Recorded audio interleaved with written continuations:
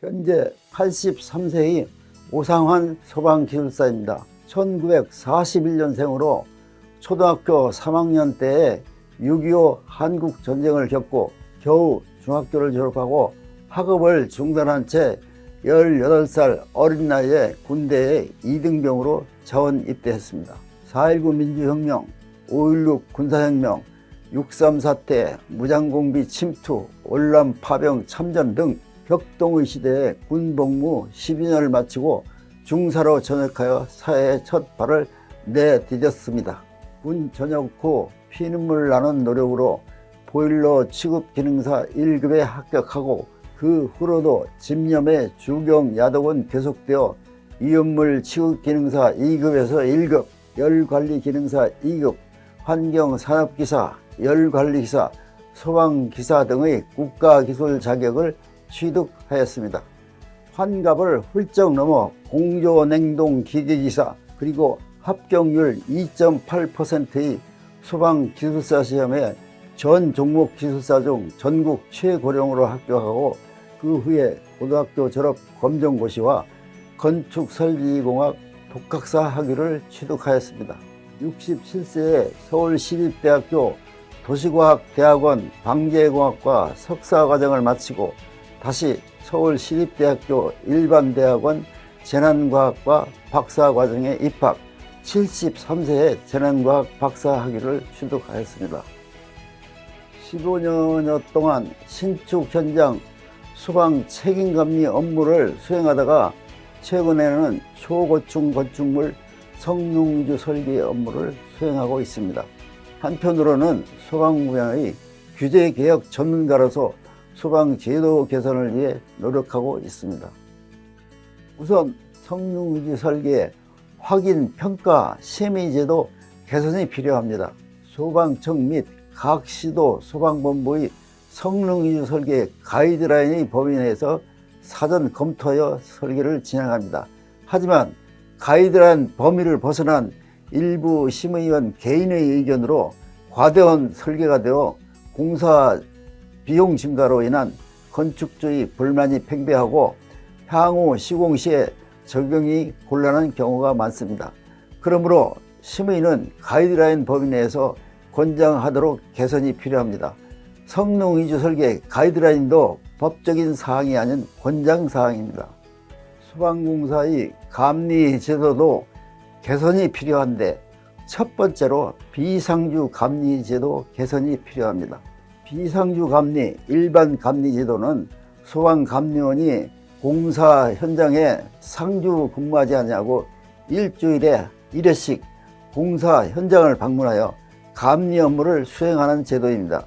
유일하게 소방공사 공정에서만 시행되고 있는 제도인데 주 1회 방문 감리 업무 수행으로는 물리적으로 정상적인 감리 업무를 수행할 수 없습니다. 부실 공사의 원인을 초래할 수 있으므로 이를 일반 건축물은 연면적 1만 평방미터 이상으로 스프링클러 설비 또는 물 분무 등 소화 설비가 설치되는 특정 소방 대상물 및 300세대 이상 공동주택은 상주 감리로 제도를 강화해야 합니다. 두 번째로 기술지원 감리제도의 도입이 필요합니다.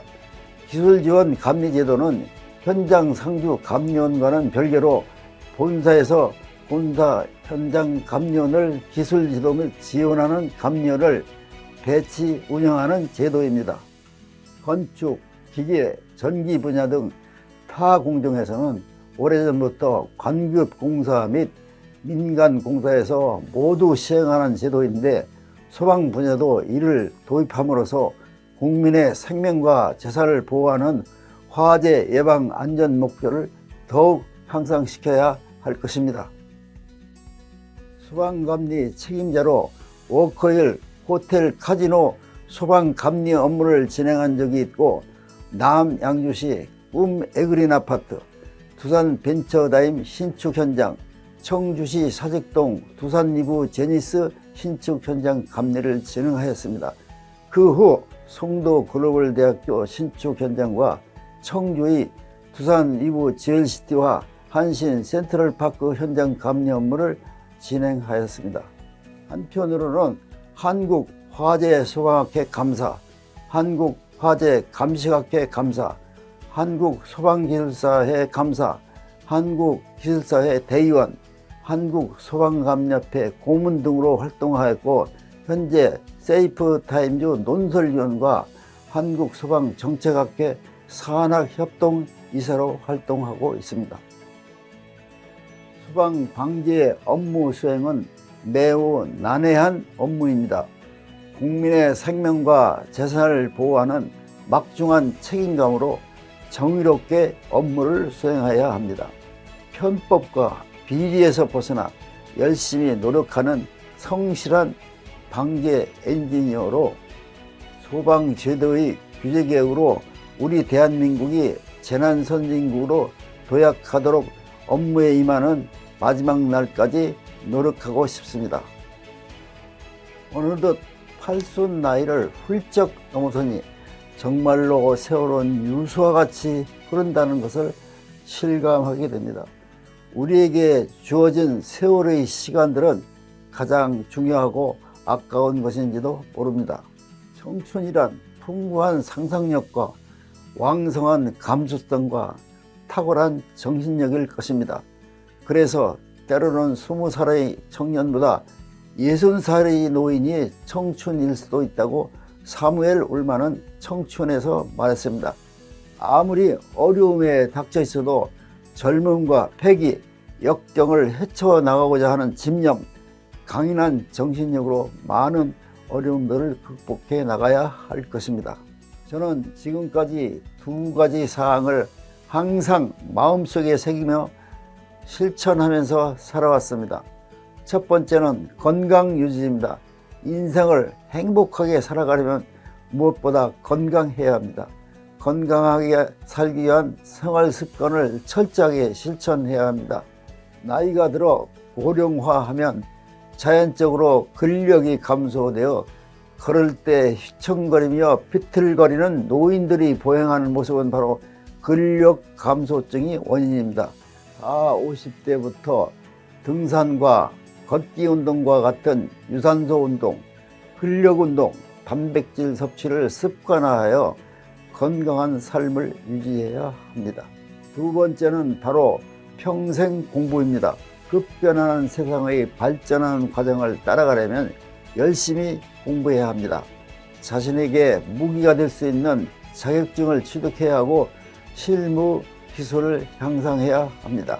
본인은 파란만장한 일생을 살아가며 느낀 우리나라의 사회 현실은 반드시 해당 직무 분야 자격증을 소지해야 하고 실무에 밝아야 합니다. 또한 학벌 사회로 학력이 저조하면 이런저런 수모를 받으며 인정을 받지 못합니다. 그러므로 평생 공부를 게을리해서는 안 됩니다. 저는 지금까지 시종 일관 마부작침의 인생을 살아왔어도 아직은 무딘 바늘을 계속해서 갈고 닦을 것입니다.